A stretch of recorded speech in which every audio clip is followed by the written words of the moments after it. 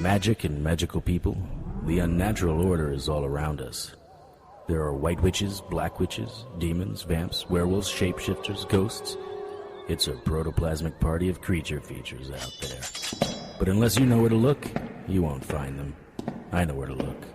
My name is Harry Strange.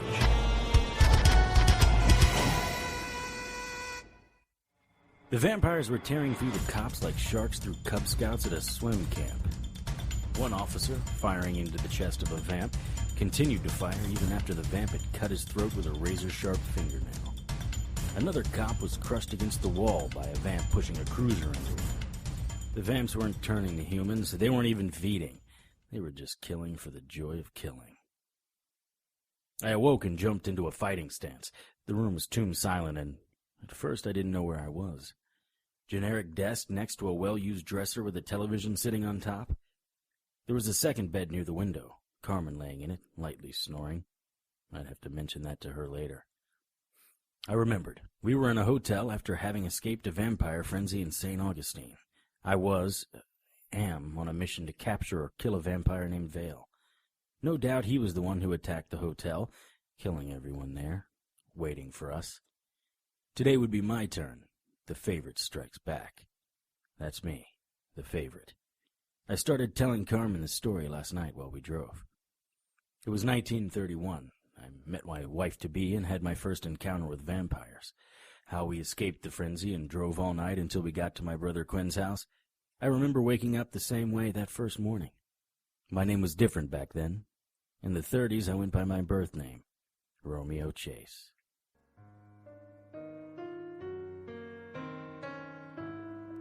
I woke up on a couch I didn't recognize. Startled, I drew my gun, but put it away when I saw a picture of my late mother and father.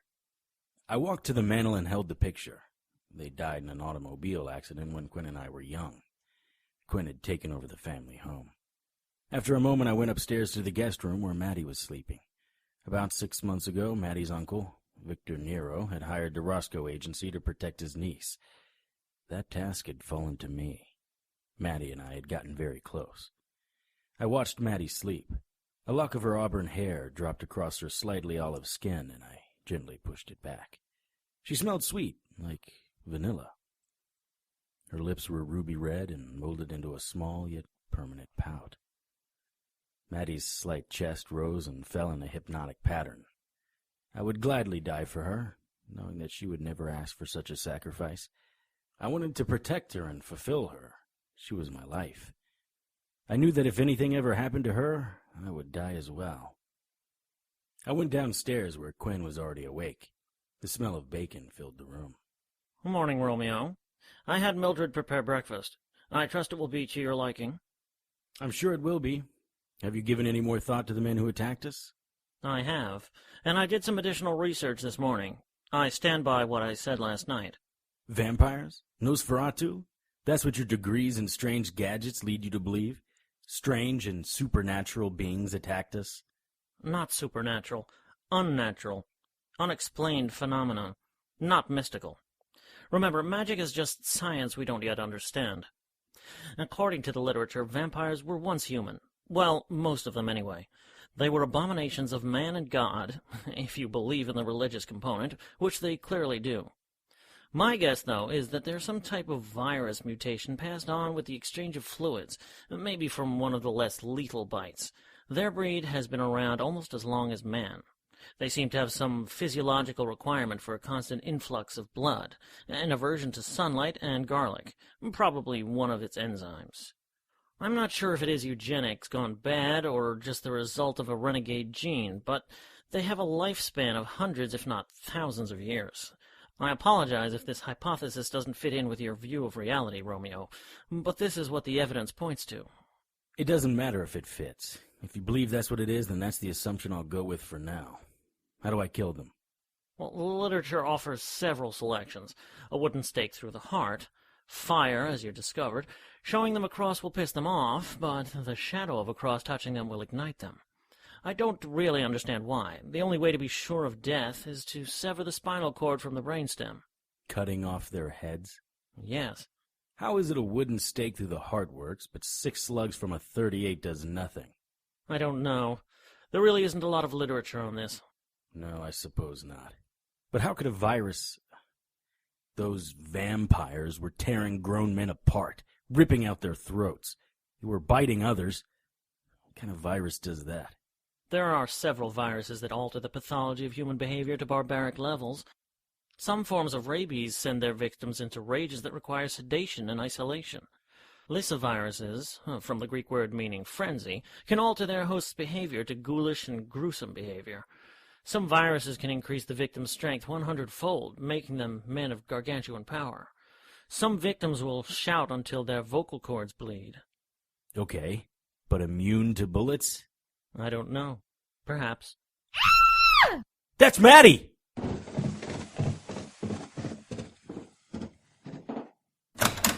Maddie, what is it? It just startled me. Oh, just an experiment. Is that a real... Yes, the local farmer saved it for me when he butchered the pig. I believe that with the proper ingredients mixed with the correct level of electricity, I'll be able to communicate with it. Fascinating. What could you possibly say to a pig's brain? Do you have any idea how similar our brain is to a pig's brain? Some more than others? What is this? Look here. Do you see how these dials pulse? That's a low level of brain activity. I've managed to keep it alive for 3 weeks so far. The critical period is 4 weeks. They never seem to live past 4 weeks. I am, however, able to preserve them indefinitely using radio waves. It's that kind of talk that got him beat up a lot as a child. Radio waves? Yes, Miss Nero. Radio is made up of waves, and these waves are simply frequencies. I believe that everything operates at certain frequencies. You, me, our organs, all have a resonant frequency of operation. I believe we can use those frequencies for medical purposes. Imagine, we could operate on people without cutting into them. If we can find the frequency for polio, we can bombard it with a similar frequency and destroy it. I've written several papers on the topic. Careful, Romeo, don't touch that. There are thousands of volts running between those two leads. That's the charge you see running up on them. I've seen devices similar to these, Dr. Chase. Please, call me Quinn. Mr. Tesla of New York has devices much like these, Quinn. You've met Nikola Tesla? Once, while in New York. Mr. Tesla was hoping for some funding from my uncle. We toured Mr. Tesla's lab. It was both frightening and fascinating, like something out of a Hollywood movie. My uncle didn't fund him, but he did. What did you see? Sit down, Miss Nero. You must tell me all about Mr. Tesla. As fascinating as this is, I need to take a ride to town. I'll be back before dark. Quinn, don't let anyone in or out. Understand? Of course. Miss Nero and I will have a wonderful time together. What was Tesla like? I'm done getting the runaround. Talk to me, Roscoe, or I swear... Chase, have you gone crazy? Listen to me. No, you listen. What the hell did you do? What the hell did you not tell me? What were those things at the ink spot? Victor Nero is into a lot of things. Most of them I don't understand, but I swear to you, if I thought something like this was going to happen, I would have warned you. How would you have warned me? What do you mean? Don't play Iggy with me. What words would you have used to warn me? You need to relax, Chase. You disappear with a client, and then you come in here like a crazed drug fiend demanding answers? Keep this up, and the next job you will have will be digging ditches for the WPA. Let me tell you something, Roscoe, old pal. When I'm sure that my Maddie is safe, I'm going across the street and hanging my own shingle. Oh, it's Maddie now. A little familiar for a hired gun, aren't you? What? What were those things at the ink spot? Where is Miss Nero? Somewhere safe, where no one can reach her. Those things ripped out throats and drank blood. Okay. Listen hard, because I'm only going to say this once. You can believe what I am saying or not, but it will save your life. You also have to trust that I haven't touched the sauce. I'll listen, but I'm not on board with the trust right now. Victor Nero is into a lot of things. Hooch, girls, gambling. Lots of guys are gunning for him. Right now he's having trouble with one of the other bosses. Those guys at the ink spot were not mob buttons. The ink spot was one of Nero's places. The hit last night was a message to Victor. They didn't know you or Miss Nero would be there. I unloaded my revolver on one of them. Snakes attacked Maddie. Those guys, they don't go down as easy as our local muscle does. You want to expand on that for me? Have you ever heard of vampires? As a matter of fact, I have. And it's just as hokey now as it was the first time I heard it. No, Chase. It's all true. Vampires, devils, ghosts, they are all out there. So you want me to believe that Frankenstein is going to come crashing through that door and chase me around the room? You don't have to believe in a bullet for it to kill you. I can see a bullet. You can see the others if you know where to look. Do you know how crazy you sound? Yes. One of those things grabbed Maddie and told her she was supposed to marry someone named Vale Piervim. What was that all about? Piervim is the guy muscling in on Victor. He's the master of a vampire colony. I don't know about him marrying Nero's niece. No one's marrying Maddie unless Maddie says so. Where's Nero now? I said, where's Nero now? What are you going to do, Chase? Shoot me? Stop crying like a little Nancy boy. That was just a toe. Where's Victor Nero? I don't know. I swear. I've been working with you long enough to know when you're lying. You're finished here, Chase. I'll have you brought up on charges. I'll have Nero's men find you and throw you in an incinerator. I'll shoot parts of you you'd rather not have shot off if you don't tell me where Nero is right now. Try the armory. If anything happens to Maddie, I'll be back. And it won't be your foot I shoot.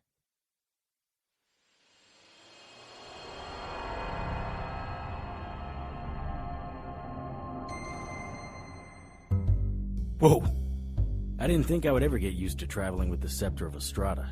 My stomach felt like it was being squeezed by a giant fist, but I was able to make the necessary arrangements. I heard Carmen approaching and I hid the scepter. By the time she closed the sliding glass door on the balcony, I was sharpening my dagger of Yago. Morning, sunshine. Morning. Wow. You look beautiful. Thanks. It's amazing what a full 8 hours of sleep can do for you. What's with the arsenal? There was the dagger, my gun and extra clips, a modified water gun filled with holy water, a modified .357 filled with tranq loads, and a few things she couldn't identify that I didn't volunteer what they were. Are you going to war? Wait until you see what I have in the trunk. But these are my secret weapons. I reached into the bag and pulled out the 3 stones. 3 more stones for the scepter. Lilith gave those to you? Yep. They'll make me invisible to the unnaturals, something she thought would come in handy against Vale. I think they may work a little bit on sensitive humans. I'll attach these to the scepter today before I go after Vale. Wait, Harry. I thought you said the brothers told you using the scepter was a bad idea. Yes, they did. And didn't they say that even though you may use it for good, the scepter will do the work of evil? Well, that wasn't exactly... You shouldn't use the scepter for anything except for what they told you to do with it. But they didn't exactly say, did they? They just said I was to return the stones. Maybe this is part of the process. You should not... Carmen, I'm the favorite. I'm tasked with keeping the human race safe. Taking out this vampire will certainly do that. With the scepter, I'll be able to get directly to his lair, go in unnoticed, and lop off his head.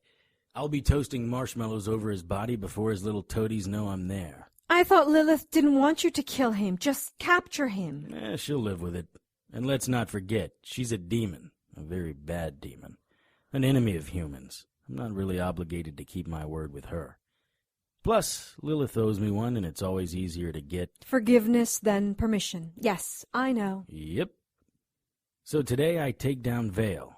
His winking out of existence is long overdue. What should I do? Stay here and put that blocking spell on the door. If the innkeeper or desk clerk invites any vampires in, they can get into any room. This part is very important. If I'm not back by noon tomorrow, you'll need to take my car and get back to Night Falls post-haste. Go to my office and get a key from my desk. You'll know it when you see it. It's just a simple skeleton key, but it unlocks a very special crypt at Lost Creek Cemetery. Once you get in, there's a sword with a series of diamond engravings on its side. Take the sword of diamonds and keep it safe. Everything else must be destroyed. Everything, Carmen, I mean it. Don't save anything. If you see me again in 3 or 4 days, you may need to take the sword of diamonds and cut off my head. Do you understand? What? I'm not cutting off your head. The longer time goes by before you see me, the greater chance is that they've turned me. I didn't think you could be turned. Maybe I can't. You'll know when you see me. This is going to be dangerous, Carmen. More dangerous than anything you or I have done. More dangerous than the Soggoths? They were just beasts. Beasts of the Elder Gods, but still just beasts. I'm going up against a vampire, and they're very dangerous because they keep a portion of their humanity. The violent, ruthless portion.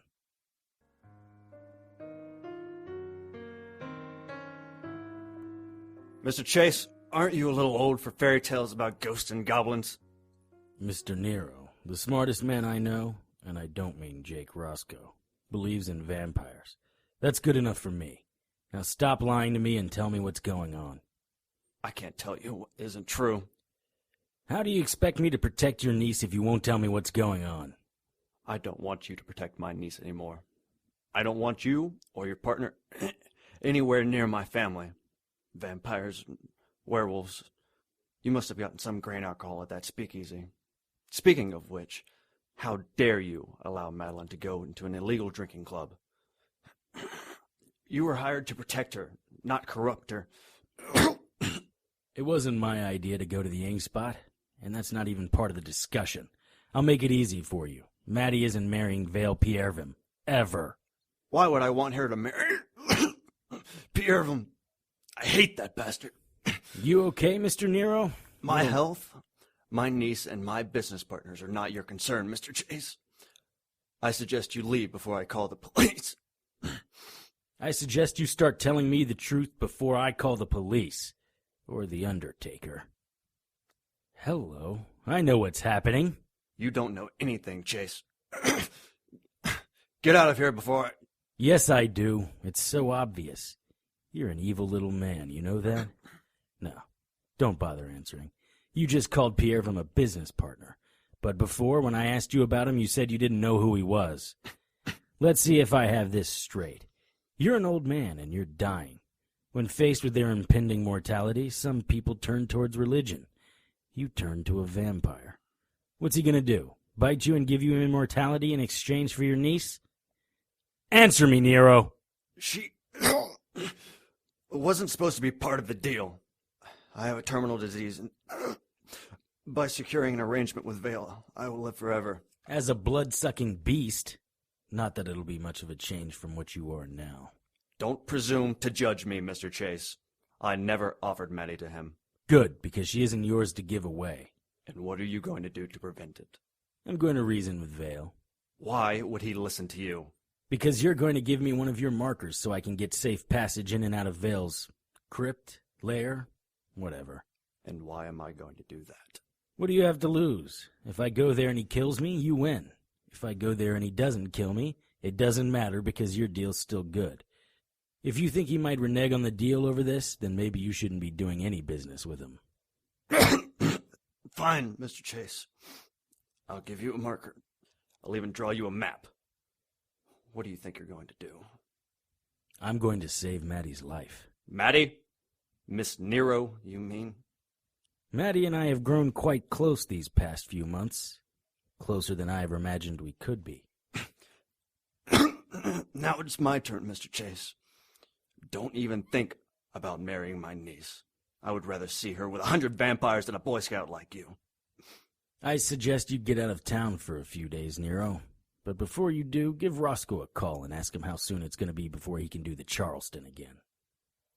The Galactic Football League series is available in print for your e-reader and as audiobooks at scottsigler.com/GFL.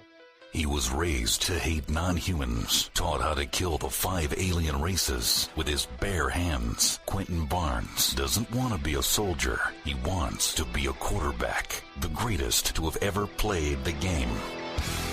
And to be the best, he has to play the best. And the best teams are mixed species, with receivers that jump 25 feet into the air and linebackers that literally want to eat you. In a league that spans light years, where organized crime runs every franchise, where football has become so brutal that stats not only track yards and completions, but dismemberments and death. Quentin Barnes must learn to lead a team filled with the same races he's been taught to hate.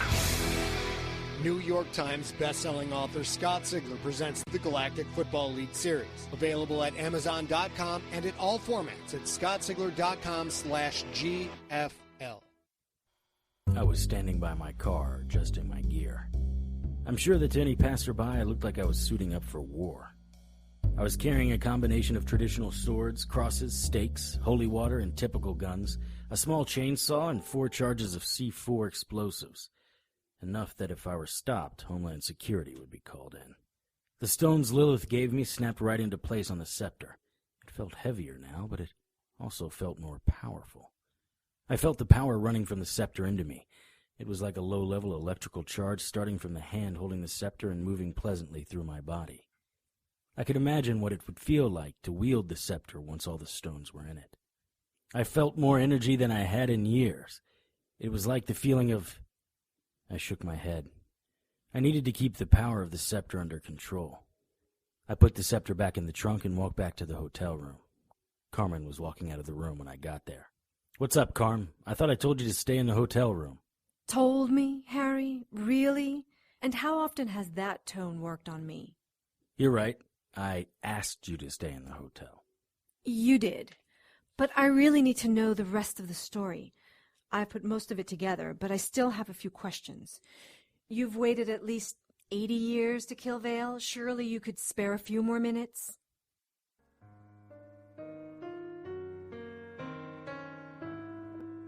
I stood outside Vale's den, an abandoned church made out of dark gray stone. Vines with small fetus-shaped bulbs and a green glow pulsated around the outside of the building.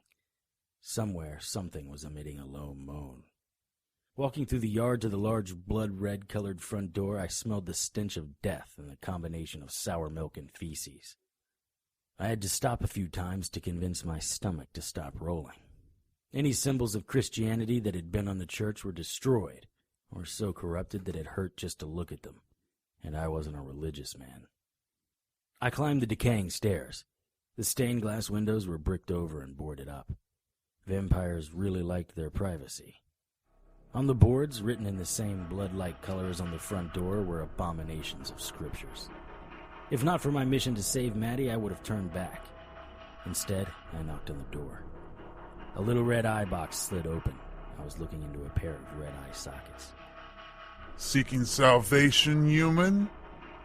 I held up the marker from Victor. The vamp grunted something and the door slowly opened inward. If I thought the smell outside was rancid, it was sweet as apple pie compared to what it smelled like inside. I leaned against the wall and waited for my bile to stop churning. The vamp, a skinny thing with skin as gray as a corpse, tapped his foot. He led me into the main area of the church. The pews were useless hunks of rotting worm-infested wood. Vamps in their natural form were staring at me as we walked down the center aisle. One, a female, stepped in front of me and sniffed my chest, then neck. I'm ashamed to admit that the feel of her breath on my neck was arousing. I felt her tongue on my ear, and the sensation went right between my legs. She pulled back and smiled, revealing her fangs. It took a second, but I was able to pull away from her gaze. If not for the thought of Maddie, I'm not sure it would have been so easy. At my count, there were at least 32 vamps that I could see. How many were in the rafters above or the organ pit to the side, I didn't know. On the altar lay what might have been a deer or a calf. Sitting behind the altar, in the chair normally reserved for the priest celebrating the Mass, was Vale Piervin. Unlike the other vamps, he maintained his human look. An Eastern European type with hair darker than coal, skin the color of ash and bones.